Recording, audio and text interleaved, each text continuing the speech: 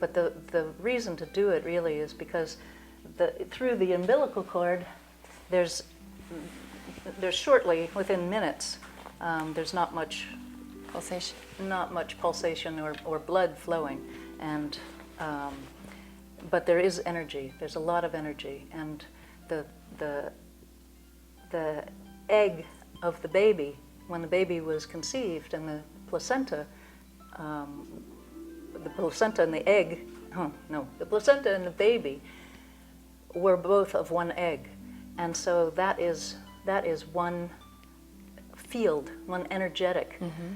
And to cut away the placenta is like cutting open, this field of energy around the baby. So it takes a great deal of energy for the baby to repair. Oh. And so that hurts the immune system, and right away the baby's starting off with a knock. So there's a trauma right there. There's a trauma. Mm-hmm. But also, by not cutting the cord, you don't have the trauma of cutting the cord. Right. You don't have the mammalian response of you start, Right. strangulation and not being able to breathe. You have just the simplest little tiny breath, and the baby's breathing. You don't even see their ribs move very much. They're just already breathing. It's so gentle. It's so soft. Yes. But what was most amazing to me was to walk into my first lotus birth baby the next morning and feel the difference in the whole household. Instead of walking into a baby and to a newborn and feeling such vulnerability, like you just want to protect the whole family and protect the newborn. We walked into a baby who was very centered, who was emanating just such peace. It was such a difference that nobody could miss it. The whole family knew it. It was as if the whole family upgraded to that consciousness of the newborn baby. Oh, how exciting. It was powerful. Well, Yeah. I experienced a birth with you, my first, right. when I became a hypnobirthing instructor, and you were the midwife, and it was a water birth at night, and it was the most mellow, relaxed birth I've ever experienced, including my own. It was much more mellow, and it was a lotus birth, and it was really fascinating just to experience the energy of the parents, because they had really worked with you for a long time, and they had chosen before they even met you what they wanted to do, and Yes. so they were so Very conscious about present, the whole process. exactly, and it was really beautiful to see. Yeah. And you did hardly any intervention at all, except to support the husband, in doing what he needed to do. So it was really a very powerful experience on my part to be there at that time. So now let's talk for just a moment about the foundation. You have the Sacred Birthing Foundation, and you are educating families and people. So what does that consist of? Well, lots of classes. We are really rolling out a lot of classes as of September. We've already started, but in September there'll be many more. What kind of classes? Everything from childbirth classes to early pregnancy classes, which I feel is major. I saw aromatherapy classes and Ayurveda classes. All sorts of things. Baby massage, baby signing. That's signing language. Signing, right. Oh, okay, Yeah, I know a few mothers that use all that. sorts of things. Everything that you need before conception until the baby's 9 months old. Right. So there's parenting classes. There's a lot. So you also are teaching people to have a team when they give birth, because I know that some of the births I'm aware of, after the birth there was a cranial sacral therapist, and you want to tell a little bit about how that can assist an infant after being born and the mother. Oh, well, without having our extended families around, and even with having them, everybody works. So a new baby and a new mom that needs so much support just has many hands. And there are people that do everything, every kind of thing, from, midwives to postpartum doulas to massage therapists to the craniosacral, people bringing in lunches and meals. It's an incredible team. Yes. Yeah.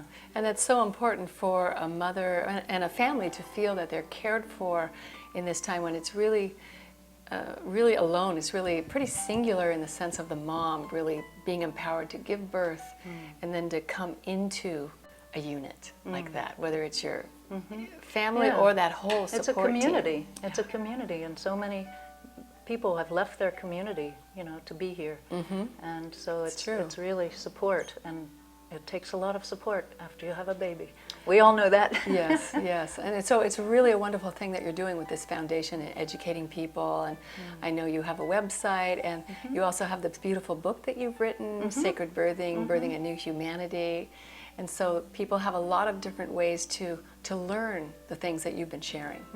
And the book is a really great way for them to start, especially if they haven't heard of any of these things.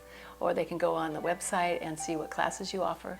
Can you also be called to explain what some of them are if they don't know those words? Like many people don't know what Ayurveda is. Oh, sure. Great. Yeah, it'll be on the webpage, and then the people who to get in touch with for more explanation. Oh, great, Yeah. great. Well, thank you so much for joining us today and giving us, information and the wisdom that you have gained in your experience as a midwife. You're welcome. Thank you. If you'd like to know more about Suni Karl and the Sacred Birthing Foundation, you can check out her website at sacredbirthing.com. And we have another wonderful piece by the Voice Weavers Choir today.